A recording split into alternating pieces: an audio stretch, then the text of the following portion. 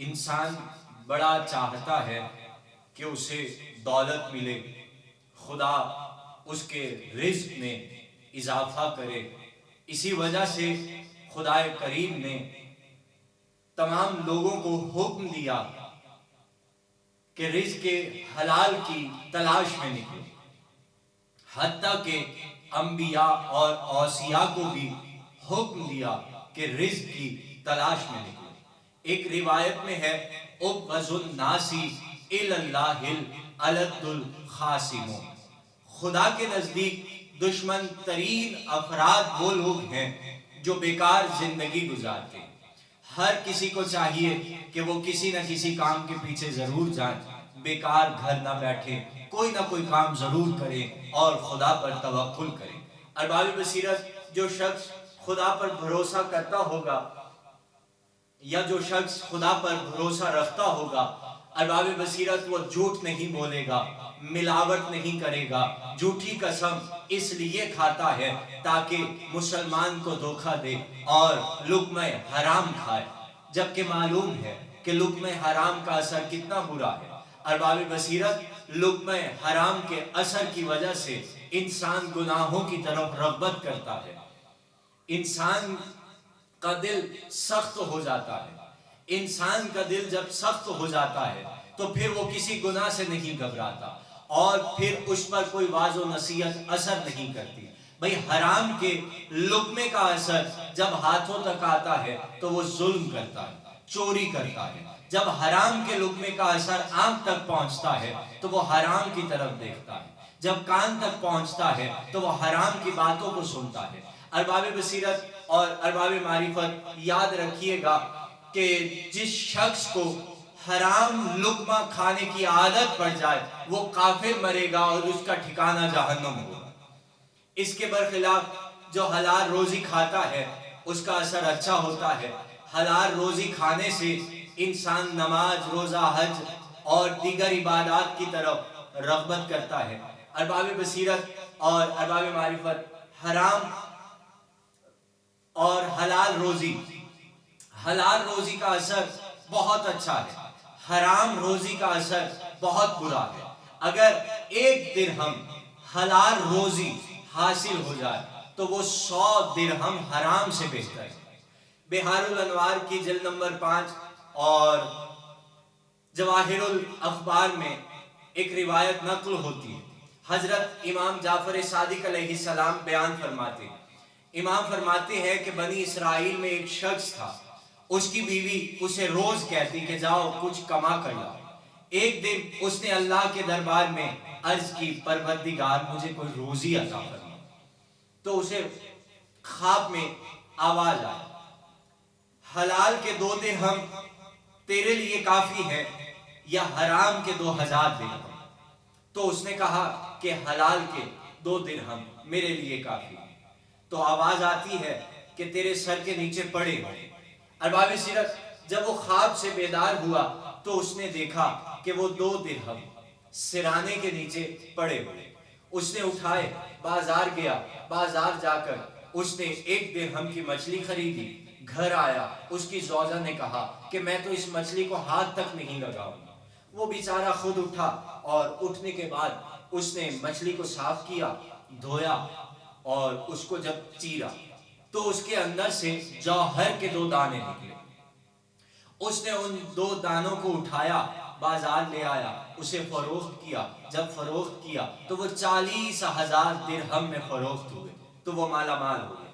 ارباب بصیرت، جو حلال روزی کھاتا ہے اور صبر کرتا ہے، حرام کی طرف نگاہ نہیں کرتا، ارباب بصیرت اللہ اسے کثرت سے عطا کرتا ہے۔ یاد رکھیے گا، اللہ اسے کثرت سے عطا کرتا ہے۔ اس لیے آئمہ نے فرمایا کہ عبادت کے 10 حصے، ان میں سے 9 حصے رزق حلال طلب کرنے میں پوشیدہ۔ اس لیے تمام انبیاء اور اوصیاء رزق حلال کی تلاش میں رہتے تھے، کوئی نہ کوئی کام ضرور کرتے تھے، خود بھی کوئی ہنر رکھتے تھے اور لوگوں کو بھی سکھاتے تھے۔ جیسا کہ ملتا ہے کہ حضرت داؤد علیہ السلام زرع سازی کا علم جانتے تھے، بناتے تھے، فروخت کرتے تھے اور لوگوں کو بھی سکھاتے تھے۔ حضرت سلیمان نبی بھی زرع سازی کا ہنر رکھتے تھے۔ حضرت موسیٰ بھیڑوں کو چروانے کا کام کرتے تھے۔ حضرت نوح لکڑیوں کا کام کرتے تھے۔ ارباب بصیرت کشتی نوح کا واقعہ یاد ہے۔ کشتی نوح جناب نوح نے خود بنائی تھی۔ ہمارے پیغمبر جو تھے وہ تجارت کا کام کرتے تھے۔ وہ جناب خدیجہ سے جب ملاقات ہوئی، تجارت پر سامان لے گئے، برکت ہوئی، تو سرکار محمد تجارت کرتے تھے۔ اور جناب امیر المومنین علیہ السلام کنویں سے پانی نکالنے کا کام کرتے تھے۔ اب مجالس المتقین میں ایک روایت ملتی ہے کہ ایک دن جناب امیر المومنین کسی کام سے مدینے کے دروازے پر گئے۔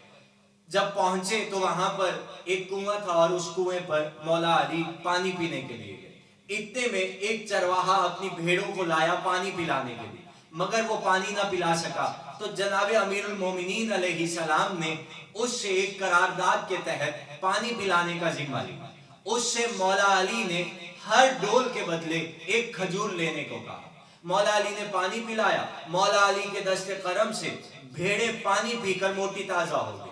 اسی آسنا میں ایک قافلہ وہاں پر پہنچا جو پانی پینا چاہتا تھا، انہیں بھی مولا علی نے پانی پلایا۔ لیکن اس قافلے نے جب بھیڑوں کو موٹے ہوتے ہوئے دیکھا تو اس معجزے کو دیکھ کر وہ سب مسلمان ہو گئے۔ تو ارباب بصیرت اور ارباب معرفت، اللہ نے جو انسان کے مقدر کا رزق مقرر کر دیا ہے وہ رزق اسے ضرور ملے گا، وہ چاہے یا نہ چاہے اس تک وہ رزق ضرور پہنچ جائے گا۔ اس لیے مولا علی فرماتے ہیں کہ الرزق رزقان رزق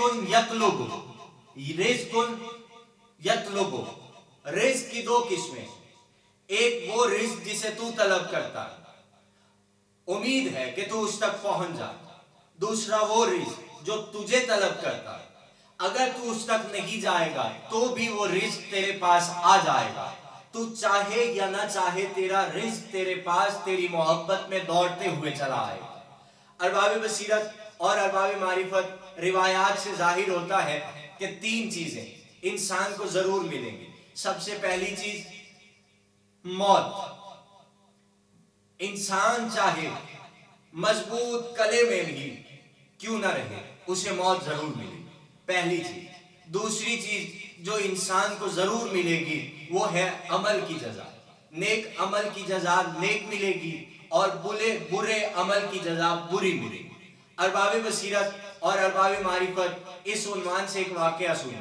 حضرت موسیٰ علیہ السلام نے ایک دن پروردگار سے عرض کی، پروردگار مجھے اپنے اسراروں میں سے ایک کا علم عطا کر۔ تو آواز قدرت آئی، موسیٰ فلاں دن فلاں چشمے کے پاس شہر سے باہر جا کر چھپ کر بیٹھ جائیں، ہم تمہیں اپنے اسرار کے بارے میں بتائیں۔ جناب موسیٰ شہر کے باہر چشمے پر جا کر بیٹھ گئے۔ اب جب بیٹھے تو اچانک دیکھا ایک سوار آیا، گھوڑا سوار، جس کے پاس پیسوں کی تھیلی تھی۔ اس نے اس چشمے پر بیٹھ کر تھیلی کو گنا، پیسوں کو گنا، اور گننے کے بعد وہاں پر تھیلی رکھی اور چلا جا۔ اتنے میں ایک بچہ آیا جس نے پیسوں کی تھیلی کو دیکھا، اٹھایا اور ساتھ لے کر چلا گیا۔ تھوڑی ہی دیر گزری تھی کہ اسی چشمے پر ایک اندھا آیا۔ اب اندھا آ کر بیٹھا، ابھی اندھا وہاں پر تھا کہ گھوڑا سوار شخص جس کی تھیلی تھی وہ واپس آ گیا۔ اس نے آ کر اس شخص سے کہا کہ میری رقم کہاں ہے، یہاں پر میرے پیسوں کی تھیلی پڑی تھی۔ اندھے نے کہا کہ میں اندھا ہوں لہٰذا میں نے نہیں اٹھائی، تم چلے جاؤ۔ اندھے کے لہجے میں تھوڑی سی سختی تھی، گھوڑا سوار شخص کو پسند نہیں آئی۔ اس نے تلوار نکالی اور اگلے بندے کو، اندھے کو قتل کر دیا اور وہاں سے چلا گیا۔ اب جناب موسیٰ یہ سارا واقعہ دیکھ رہے ہیں، پریشان ہوئے اور پروردگار سے عرض کی، پروردگارا مجھے سمجھ نہیں آئی کہ یہ اندھا کیوں کر قتل ہو گیا، حالانکہ پیسے تھیلی اس بچے نے اٹھائی تھی۔ تو آواز قدرت آئی موسیٰ، اس کی وجہ یہ ہے کہ یہ بچہ جس نے پیسوں کی تھیلی اٹھائی، اس بچے کے باپ کو اس گھوڑے سوار شخص نے قتل کیا تھا، لہٰذا یہ پیسے اس بچے کے باپ کا بدلہ ہے۔ اور اس اندھے کے قتل ہونے کی وجہ یہ ہے کہ اس اندھے نے اس گھوڑے سوار شخص کے باپ کو قتل کیا تھا، لہٰذا اس نے اپنا قصاص لے لیا۔ تو ارباب بصیرت معلوم ہوا کہ انسان کو اچھے اور برے اعمال کی جزا سزا اسی دنیا اور آخرت میں مل جاتی ہے۔ اور تیسری چیز جو انسان کو ضرور ملے گی وہ ہے ارباب بصیرت رزق، جو مقدر میں لکھا ہے وہ ضرور ملے گی۔ ارباب بصیرت جب تک رزق مقدر ہے تب تک زندگی ہے، جس وقت رزق مقدر ختم ہو جائے گا تب زندگی بھی ختم ہو جائے گی۔ انسان کی زندگی اور رزق مقدر کا آپس میں بہت گہرا تعلق ہے۔